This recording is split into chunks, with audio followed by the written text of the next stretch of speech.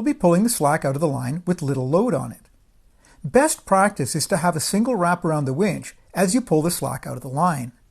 There are two reasons for this.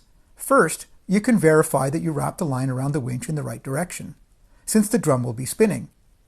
And second, you will be ready to quickly add wraps as needed to increase the friction on the line as the load comes onto the line. Why only a single wrap at first? It might appear that more wraps would be better, and indeed this is a common practice, but it will increase your risk of an override. You'll notice also that I am looking up at the sail, not down at the winch.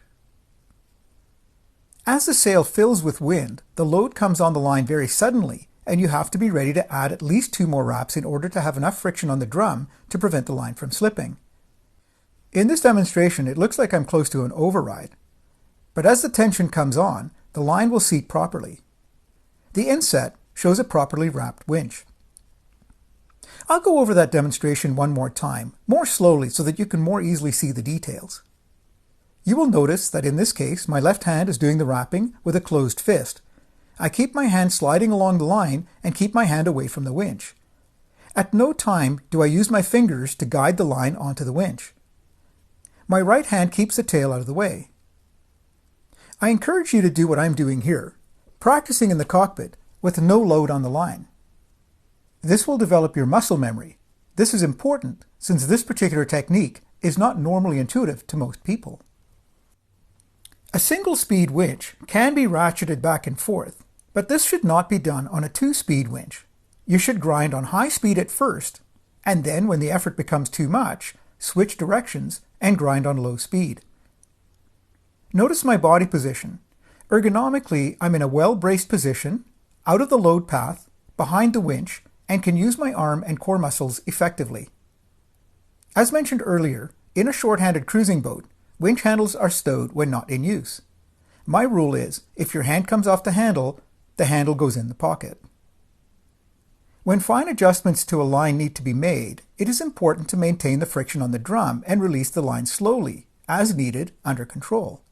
The line is removed from the self-tailer or cleat, but the wraps stay on the drum and the line is eased.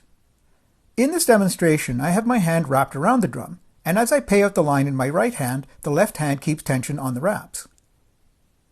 Alternatively, and more traditionally, the tension on the wraps is maintained with a flat hand on the side of the drum. Either way, the takeaway here is make sure there are sufficient wraps on the drum, maintaining enough friction to easily control the load. Now let's look at the whole maneuver from start to finish in real time.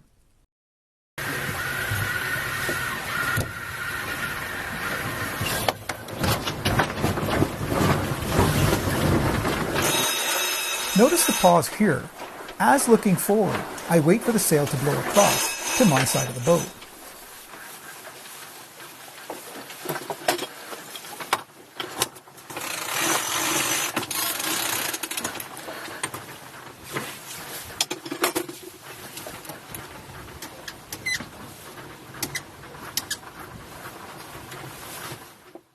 And that brings us to the end of this video.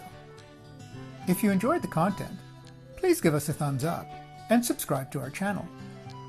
If you have subscribed and would like to be notified of new releases, make sure to click the little bell icon next to the subscribe button. And why not check out our website for more comprehensive online courses? Thanks for watching. Until next time, I wish you all fair winds and following seas. See you again soon for episode 13 and part 5 of our Learn to Sail series, where we talk about how sails work.